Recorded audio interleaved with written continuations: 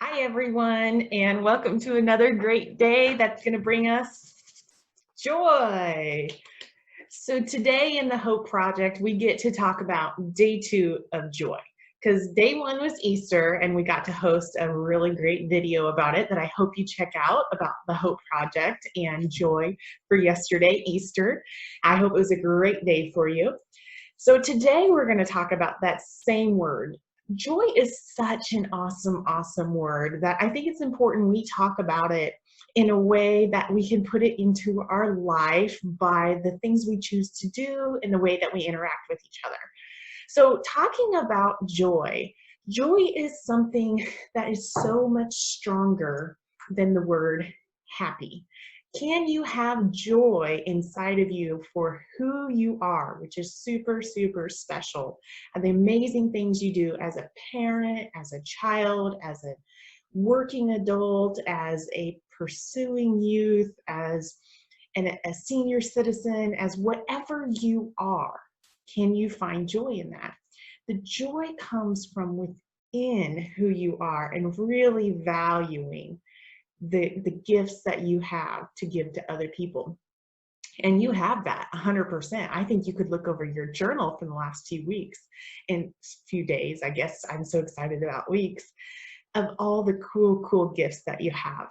But sometimes we need to also pull out some things that remind us that there is joy, which means there's good and there's hope and there's things to value and contentness of the things we can take into our control, and forgiveness, and maybe even forgetting of some of the things that are not. So some of the things that we might keep around us to remind us of searching and eventually finding and keeping and grasping that joy within us are things like pictures.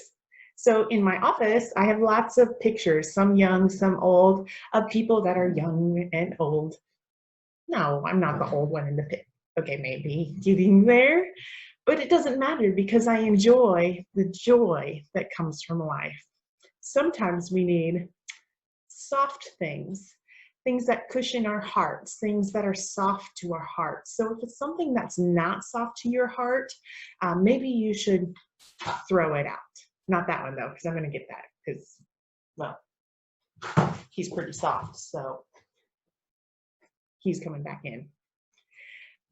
Things that soothe you, things that calm you can bring joy, because sometimes we have so much, we need to make it to where we have little in a lot.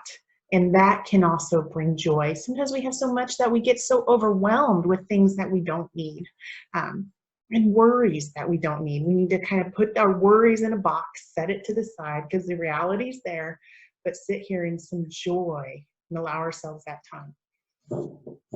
Sometimes we need tissues, particularly those of us, like me, who have issues. So sometimes joy comes through tears, sadness, emotions, hurt, anger. Joy comes in the process of healing towards that. I know it can be so difficult to grasp, but it's such a joyful process and such a joy once you get there. So I want to talk to you about these particular skills and reminding that happy is not equal to joy. They can go right hand in hand, but they don't have to. Joy is greater than or equal to positive emotions. You can have a lot of great positive emotions, but joy is something that no matter what the emotions are, is that belief in you and that hope for what's to come and that joy and resiliency within you. Joy is desired. We are all looking at social media and people, especially in this time of crisis, looking for joy or happiness, if you will.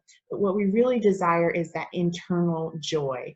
It's also contagious. You go around those people that you feel that sense of joy, even when they're in a time of loss or grief. They have that resiliency of joy. And that's really for when they find some meaning in the hardships. So remember that joy is something that needs to be practiced and it's a response, a heart response. It's an internal response. And we need to seek that joy just like we would if somebody was having heart problems. It's an essential thing that we need to be aware of, take care of, and remember it's essential. Joy is not just a willpower. It's not like, oh, I don't have joy because I don't have the willpower to go get it. It's not like that. You don't have to have just this motivation, but you have to have this desire for joy and some processes of healing and really be on the path to pursuing joy and just the excitement and belief that something better can come from the little things. And joy is really, like I've said many, many times, of resiliency, because joy doesn't mean that bad things can't happen, won't happen, wouldn't happen, shouldn't happen. Joy is that I can become an amazing, you can be an amazing, strong person no matter what happens.